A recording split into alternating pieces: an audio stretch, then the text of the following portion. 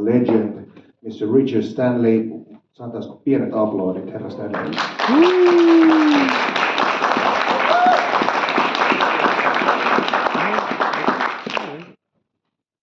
Hey, good evening, and thanks for coming to this special screening of Dust Devil, which is a movie that doesn't get a lot of airtime anymore.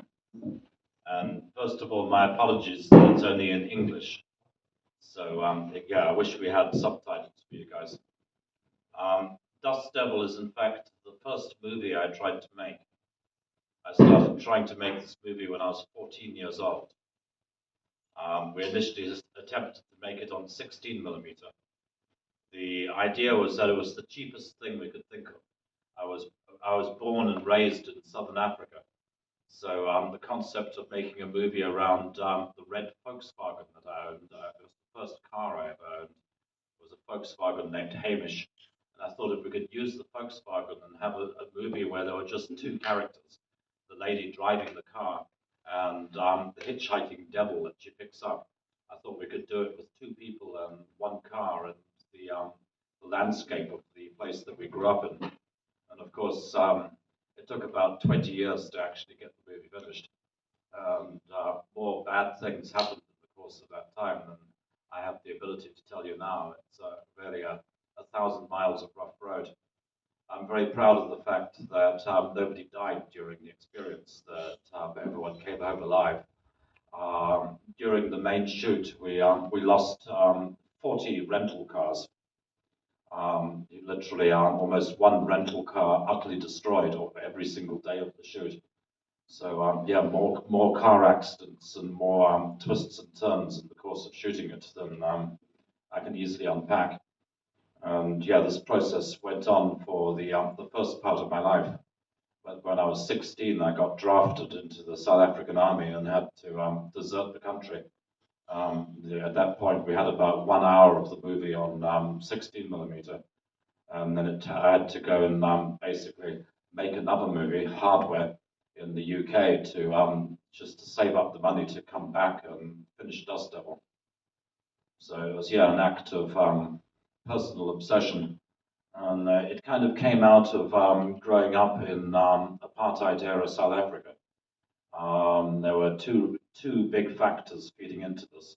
One was that because I'm a crazy, long-haired, dope-smoking liberal, it meant that every single time I got stopped by South African police, and that happened a lot.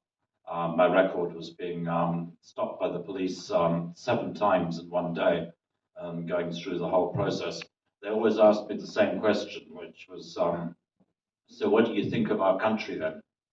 And they would want to know where I stood on the apartheid issue. And when I was over in Europe or the UK, the same thing. Every single person I talked to would ask, where you're from? And I would say, well, I was born in South Africa. And instantly they would say, well, what do you think about the apartheid situation? And I would have to give my answer. So eventually I made Dust Devil just as an answer to the question as to what I thought of their country. Dust Devil was shot in Namibia, across the border from South Africa, because at that point in time I was still on the run from the South African military police. I literally couldn't cross the border. So we made a rogue South African movie with American money just across the Orange River and basically faked it up.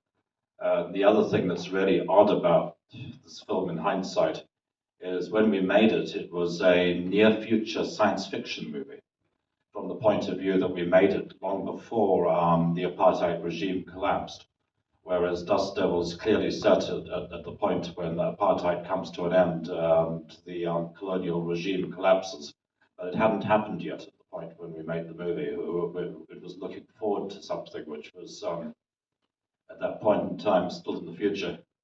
And of course, now it's so long ago, it's a near future sci-fi movie from the early 90s. Concerning events that have now all unfolded and taken place. Another thing that motivated me back then is South Africa had extreme censorship under the apartheid regime. It wasn't political censorship, it was religious censorship. I mean, it was a country that had literally no pornography whatsoever. Any form of nudity or any kind of bad language was edited out. But they were also very opposed to supernaturalism. In the 70s, they banned The Exorcist, they banned The Omen, they banned Rocky Horror Picture Show. People went to jail for having VHS copies of the Rocky Horror Picture Show. They banned Texas Chainsaw Massacre, they banned Dawn of the Dead, they banned David Cronenberg's Scanners, they banned Joe Dante's The Howling. Even ridiculous movies like Humanoids from the Deep were illegal in South Africa. Most of my comic books were illegal. So this issue of not having any of the 70s devil movies really burned me up as a teenager and filled me with the desire to make a devil movie just for the South African audience. I wanted them to have their own special devil movie, ticking the boxes on all the things that I thought were were wrong with the country at the time. And yeah, now it's a little love letter to that lost world. And I think a good way of livening up the long January nights here. So yeah, without further ado, I'll be around afterwards to answer any and all questions. I can't get into it now, but I can say that the actual shooting of the film was really 1,000 miles of rough road. There were more crazy events in the course of shooting this than I have time to unpack, but very happy to answer any and all questions afterwards. So take care and enjoy.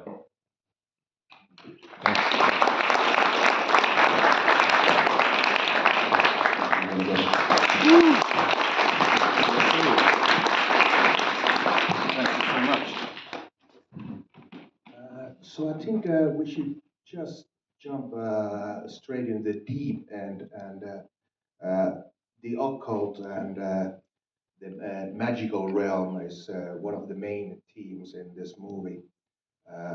For yourself, when did you first got interested in the magical folklore of your home country? I think the occult and the magical world and really the re-enchantment of this world is not just one of the major themes of Dust Devil, but it's really one of the major themes of my life. And really, I grew up in it. My mother was an anthropologist, Penny Miller, who was completing a book on the myths and legends of Southern Africa at the time I was born. And as she was still conducting her principal research, it meant I spent the first 6 years of my life being dragged around different tribal areas, always to meet the local, what they called then witch doctors, what we would call now traditional healers or sangomas. And as a child, no one told me to be afraid of these people or to doubt them. Certainly from a child's perspective, sorcerers and sangomas are amongst the most entertaining people you can be around, from the point of view that they've got all the best party tricks.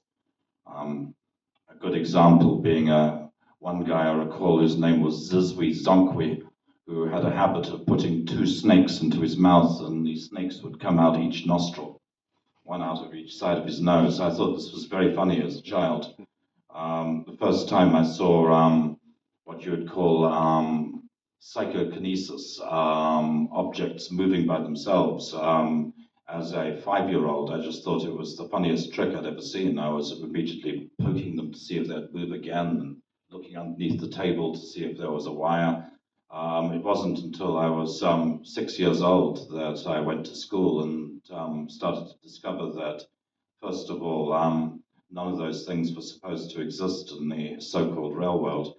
And beyond that, of course, with missionary culture and the impact of Christian conservative beliefs on it, people tended to believe that all of the supernatural was evil or somehow satanic. So it's been pretty much a lifelong job to try and convince people that magic is a complicated thing and is completely capable of doing God's work or doing good as well as evil.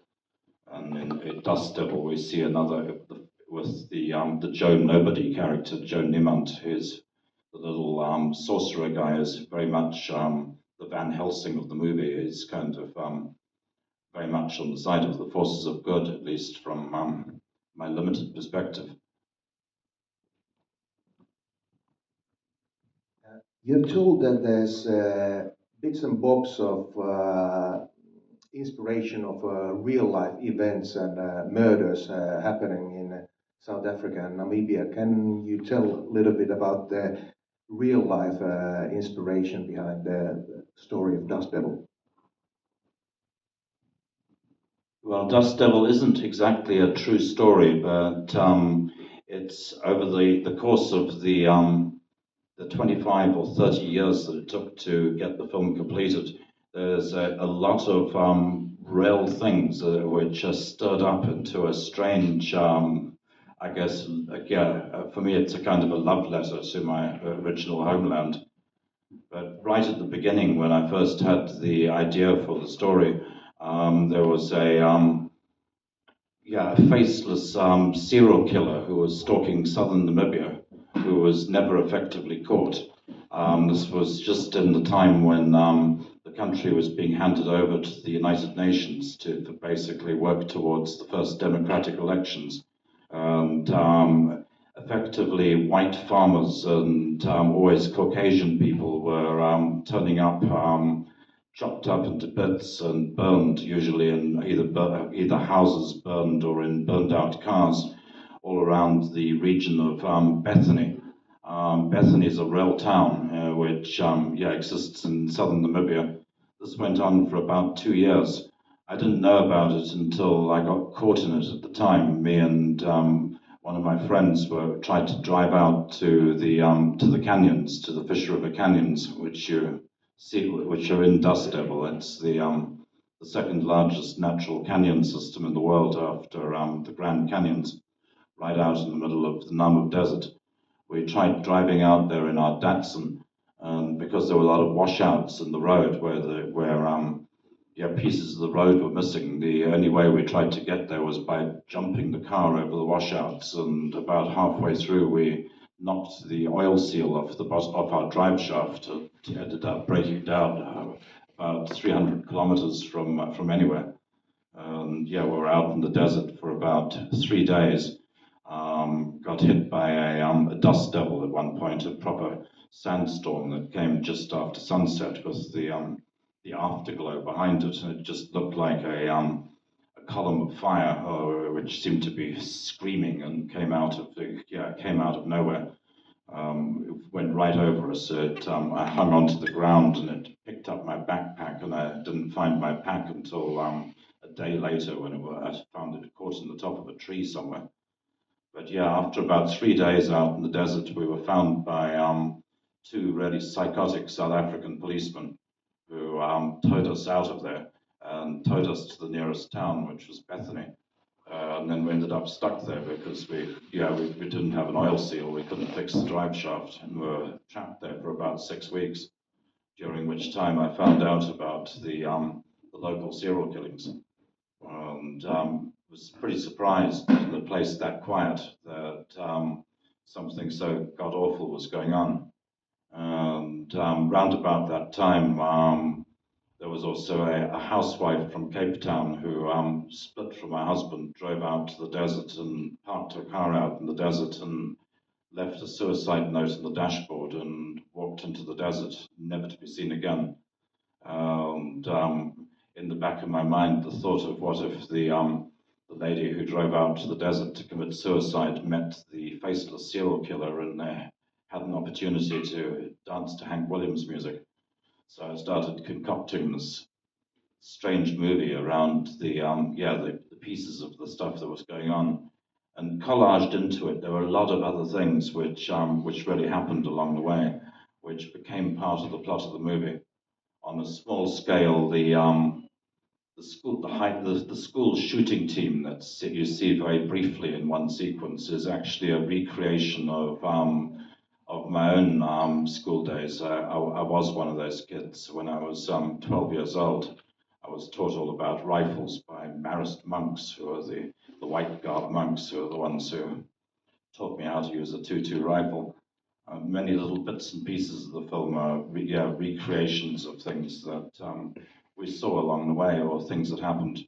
The principal car accident where the Volkswagen hits the cattle truck, which then jackknifes and wipes out the, um, the tourists with the caravan, happened to us during the early part of the shoot while we were still shooting on 16mm. The guy driving the Volkswagen fell asleep at the wheel, got hypnotized by the oncoming headlights of the truck and drove straight into it.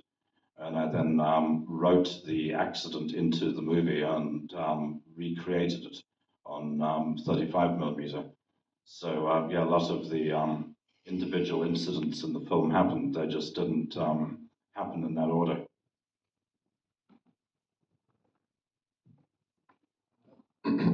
You have stated many times that the actual shooting was quite a turbulent period and a lot of chaotic events went down. Uh, can you tell a bit, maybe the most obscure and strangest things that happened during the shooting of these films? You have to choose the most obscure. Well, yeah, as you forewarned, a lot happened over the course of time. So I'm hard pressed to pick out what the craziest moment was, because there was just so many things along the way.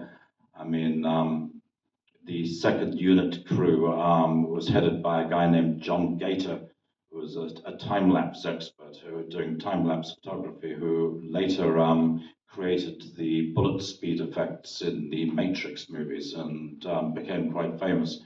But yeah, John and the other second unit guy insisted that they had had a UFO encounter while they were out in the desert.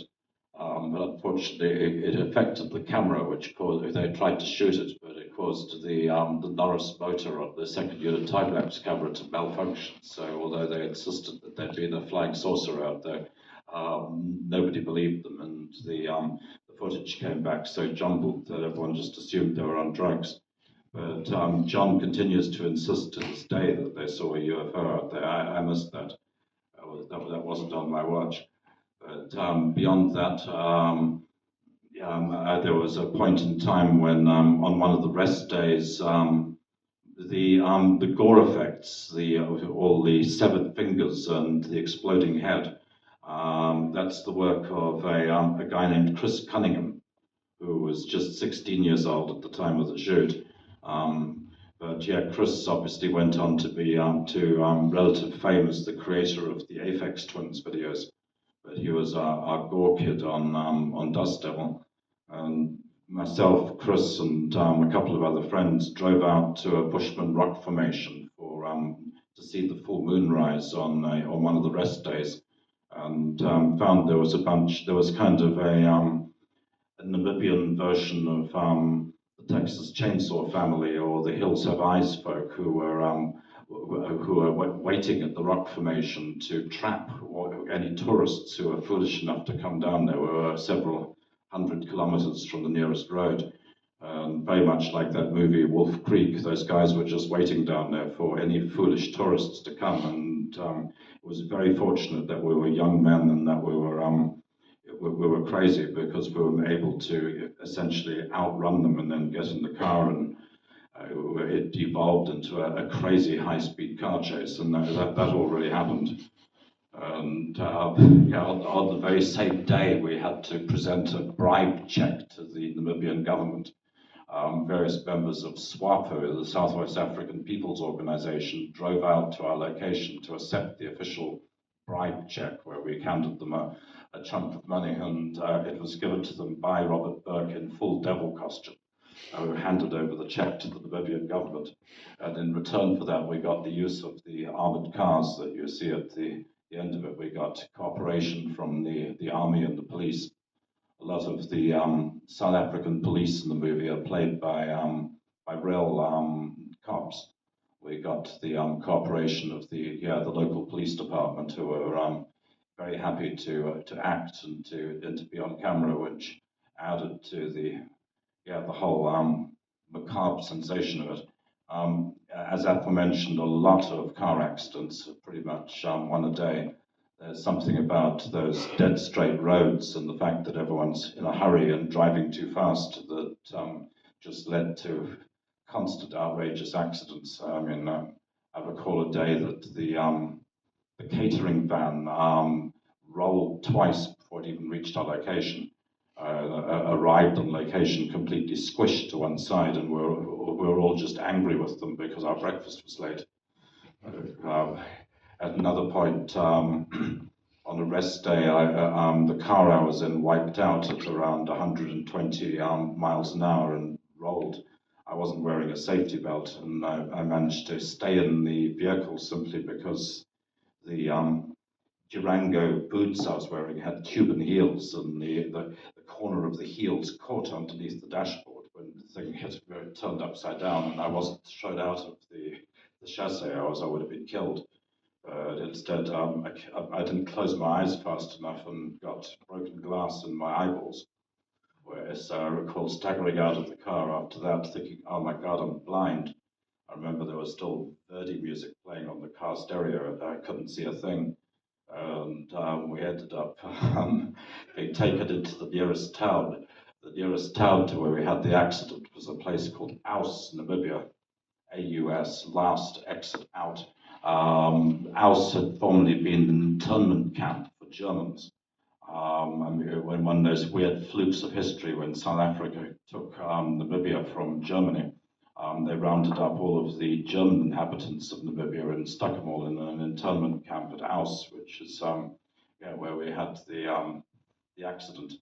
And while I was sitting, myself and the other passenger of the car was sitting bleeding at the on a wall waiting for a repairman or rescue. I recall an old bushman guy with a guitar with only about 2 strings in it came up and started serenading us and playing this ridiculous song, which angered the German lady running the only hotel, who came running out and took off one of her shoes, and she started hitting the bushman guy with her shoe while we were waiting for someone to to bandage us up.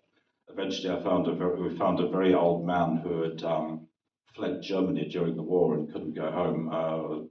This chappie took me aside and shone a bright light in my eye and took a pair of tweezers and took the glass out of my eyes. So I think my vision was rescued probably by a Nazi war criminal at that point. It was something that I never told. We never told the production because we were frightened if the producers knew that I'd screwed up my eyes on the rest day. It might cause them to become a little concerned. But lots of trouble. And by the time we were back in England, the production company that put up the money for the movie had gone bankrupt. The movie had been written off as an insurance loss and wasn't supposed to exist. So then it took me about 4 years to find the rushes, to find the negative, to retrieve the sound from all the sound recordings, and to eventually bring it together into a married answer print to cut the negative and prove the damn movie existed. So it was a long, strange journey, that's for sure.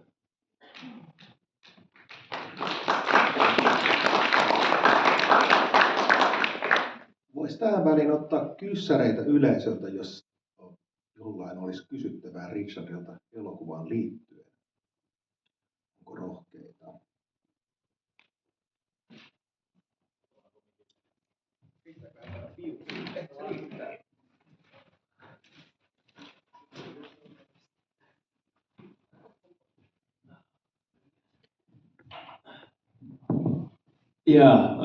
Thank you really much for being here. I was just wondering that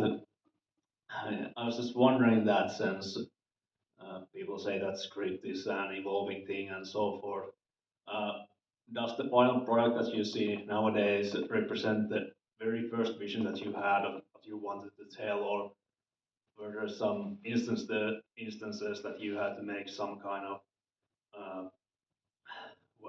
modifications for the script, or for some reason or another?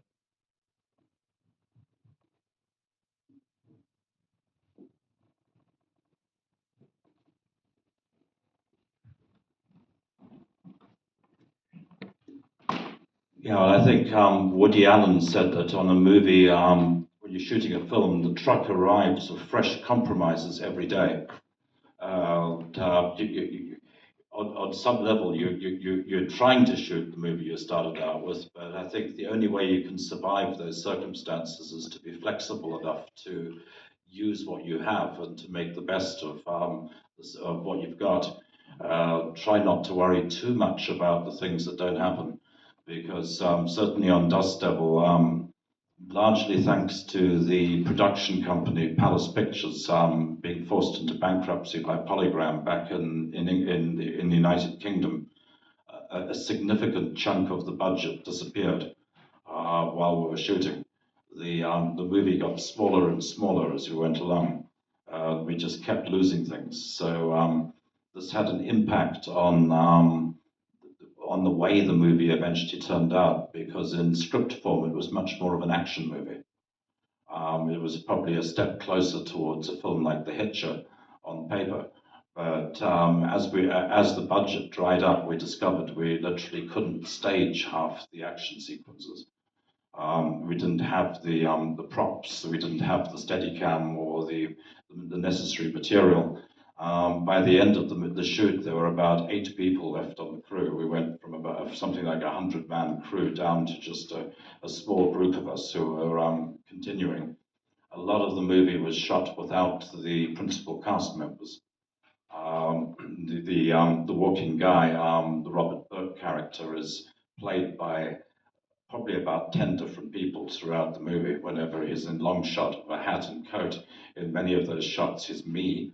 I'm often walking in the distance of as a silhouette, or different stunt people. We had a South African double for Chelsea Field, the lead lady, and she's doubled in numerous shots, not just when she's driving, but when she's out in the desert or whenever we're seeing people's feet or hands.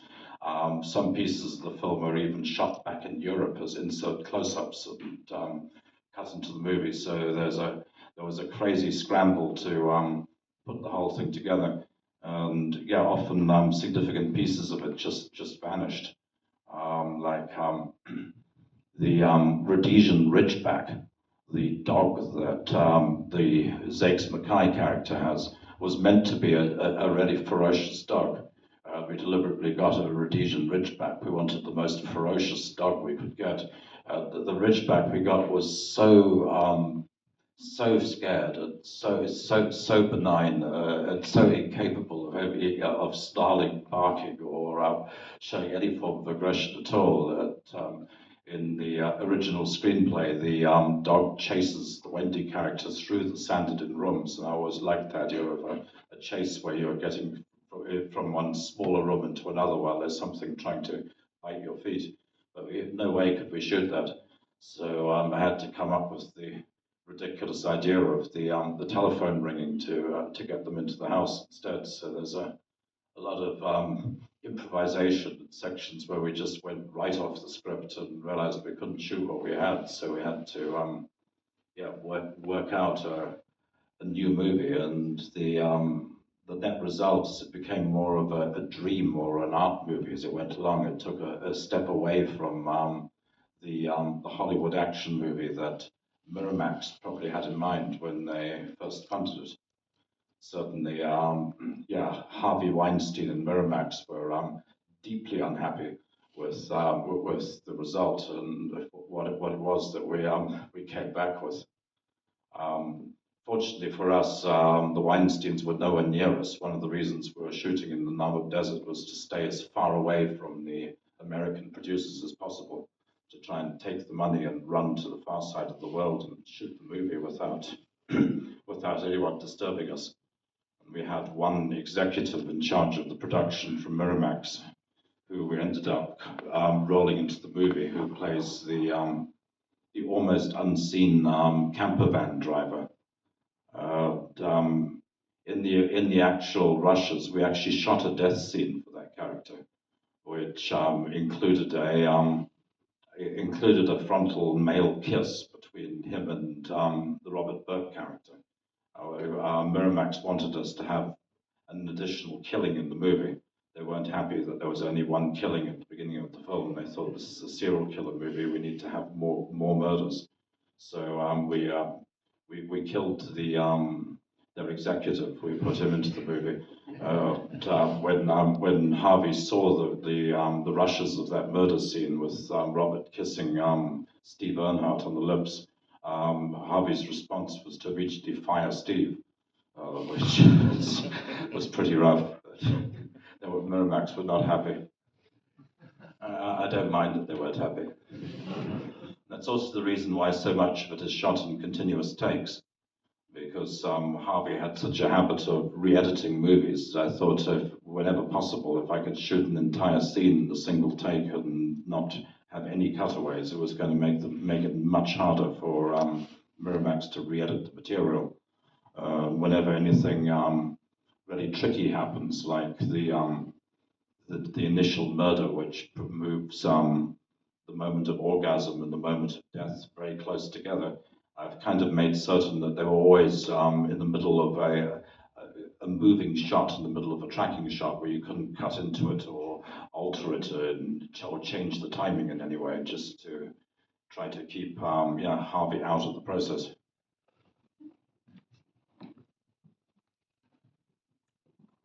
Olisiko muita kyssäreitä vielä yleisössä?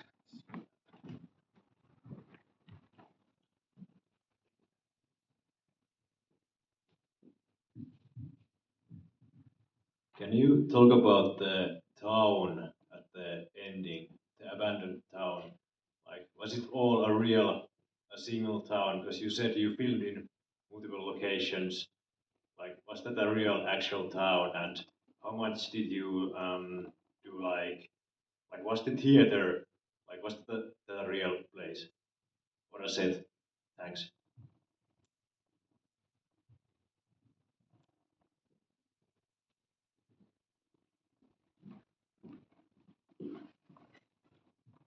Yes, the town at the end is a real place. It's a town called Coleman's Cop on the Skeleton Coast, and it's one of about 4 sanded-in towns.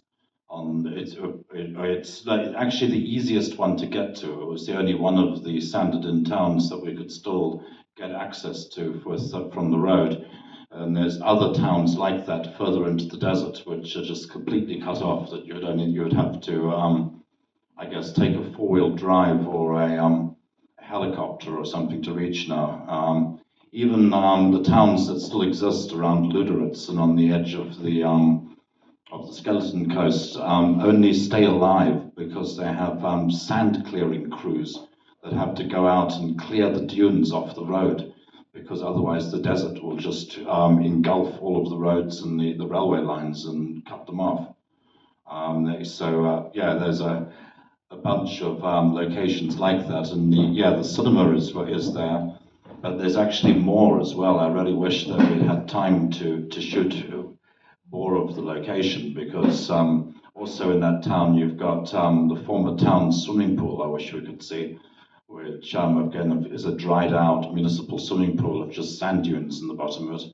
They also have a bowling alley, which is in similar shape.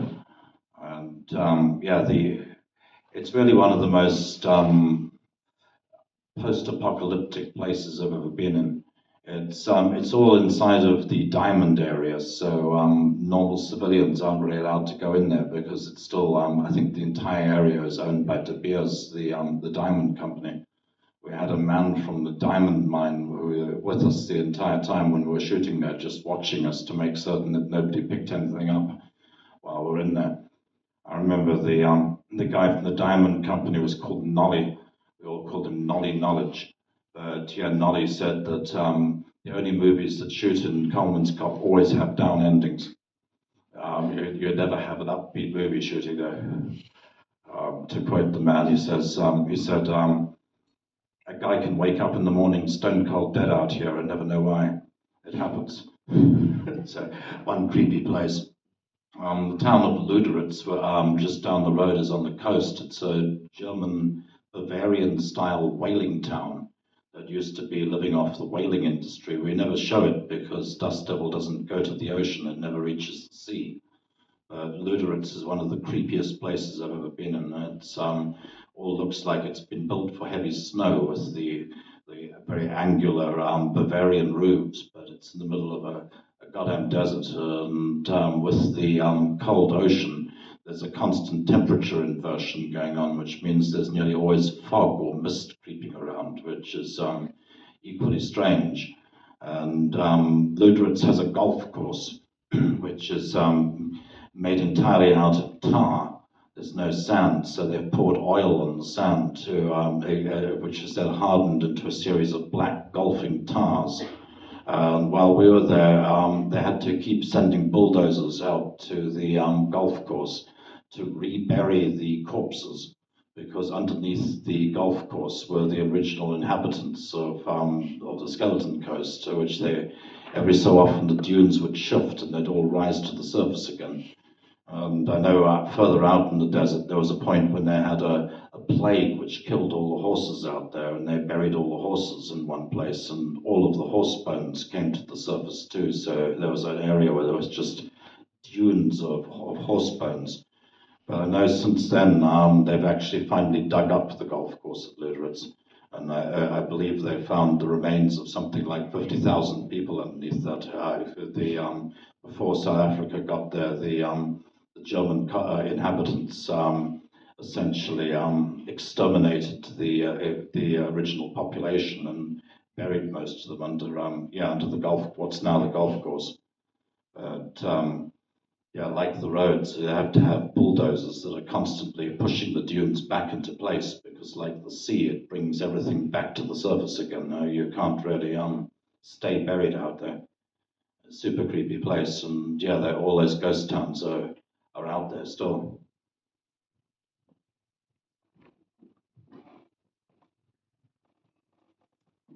Olisiko lisää kyssäreitä?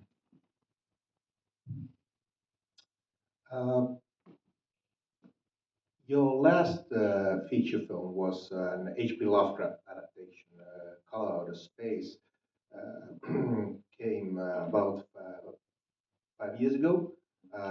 What's cooking up next? Is the new movies that we should be expecting from Mr. Stanley?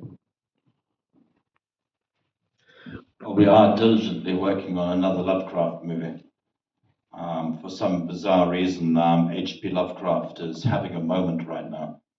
And there's been a very strong attempt to try to cancel Lovecraft's work, and it's officially failed now that the studios are getting involved, and a studio, Call of Cthulhu, has been announced. I think if we're looking at a few years where I think over the next 2 to 3 years, Lovecraft's work is suddenly going to be reaching the same level that the Marvel movies have been at the last few years. We're going to see the rise of Cthulhu in a big way in the next 12 to 20 to 28 months, I guess.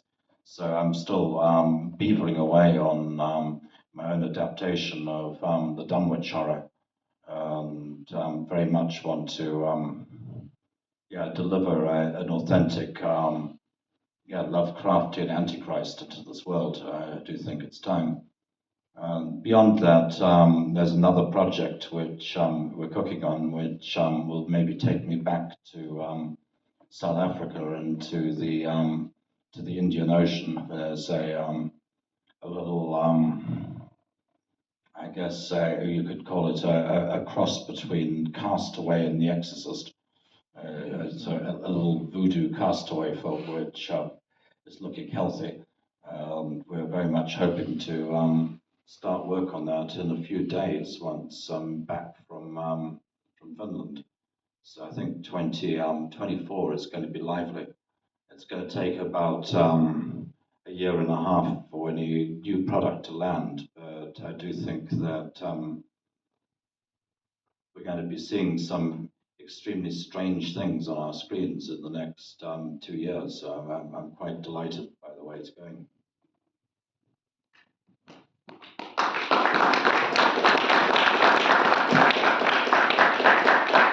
That's excellent news. We're hoping to see your new feature films soon. Big applause to Mr. Stanley.